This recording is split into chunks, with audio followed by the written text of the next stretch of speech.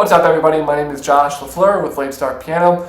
Today I'm going to hit on 4 different ways, maybe 4.5 different ways that you can play your major scales. In case you've been playing in one way and you're getting bored of that, these are just different ways that you can play it to help you think outside the box. So real quick, the first method I'm sure everybody knows is called parallel motion. It's when your left hand and your right hand go up and they go back down at the same exact time. So to demonstrate, right, that's your parallel motion. Your hands go up and they go back down at the same time. That's method number 1. We'll be using C major to demonstrate all of these. Method number 2 is you can do what's called contrary motion. So contrary motion is when your hands go in opposite directions and then they come back and they meet in the middle. So same exact example, contrary motion for C major. Taking it 2 octaves. Right, that would be your contrary motion. Good thing about that is you're working a little bit more on your hand independence because you're moving in opposite directions, so it's going to be a little bit of a challenge for your hand coordination skills. On the flip side, the good thing about that is you're crossing over at the same time. So when you go with parallel motion, for example, going really slow, now your right hand crosses over, now your left hand crosses over, right? And then you go up that way. You can't even do it slow. But you're crossing over at different times, right? With the contrary motion, you're crossing over at the same time. So cross, cross, cross, back down, same thing. You're crossing over at the same exact time. So in that sense, it's a little bit easier. It might be tough when your hands are far apart like this and they're doing different things. But again, it's just another way for you to practice your scales if the way you've been doing it is getting a little bit more boring for you. Once you get comfortable with those, you can always practice your scales in thirds. So like the name implies, your left hand would just start in that root position, while your right hand plays the 3rd degree of the note. So if we're playing C major, then the root position is C, and the 3rd degree of the note is E. So we start on the whatever finger we normally would use to play the 3rd degree, which C major would be finger 3, your middle finger. We'd start there. In the left hand, we start normally, in this case, on the pinky. And you go up. And when you would end with your right hand playing the 3rd, your left hand playing the root. And then same thing going back down.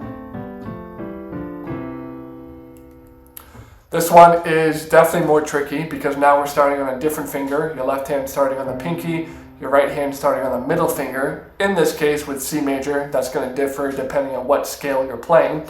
But you're probably going to be starting on different fingers and your hands are much closer together. So notice how close my hands are when I do this.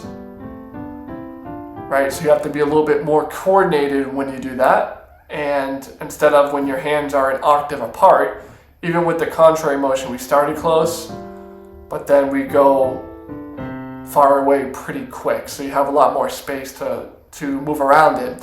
When you're playing in thirds, everything's pretty close.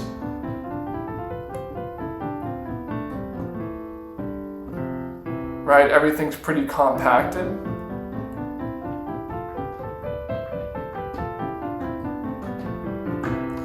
Much more compact, much more tense in your hands. It's much more easy to tense up because you're so close. Your hand is so closed a lot of the time, right? So another thing you want to be careful of. But that's just another way. And of course, you can take that through all the keys, right? If you want to do a G major, we start on the B and the G.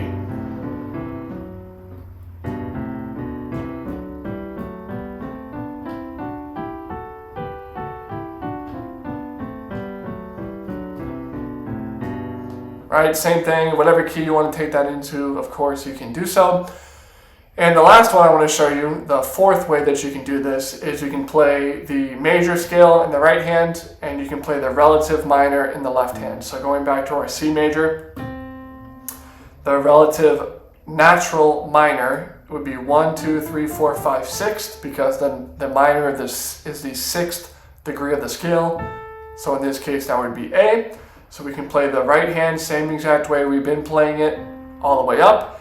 In the left hand, we can work on that A natural minor scale, which is just all the white notes, but we're starting on A, right? So A minor.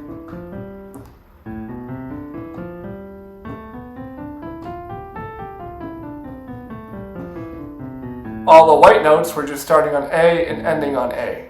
With the C major, it's all the white notes, but we start on C and we end on C. So to demonstrate that,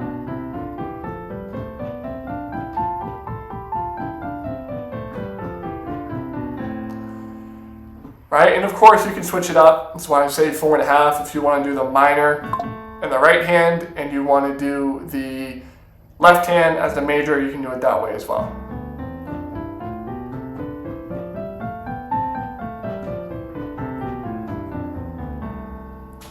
Right, however you want to do it, doesn't matter. But of course you can also take that through all 12 of your major scales. You can work on all of those different variations, the parallel motion, then we did the contrary motion, then we did scales in thirds, right? Then we did the major in the right hand, the relative natural minor in the left hand. Then you can switch that, do the minor scale in the right hand, the major scale in the left hand.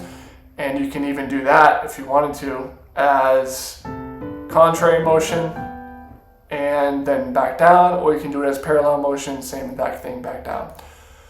With all that said, I do have a free PDF on my website. It's completely free. It has 34 more essential tips for you to play piano as best as you can.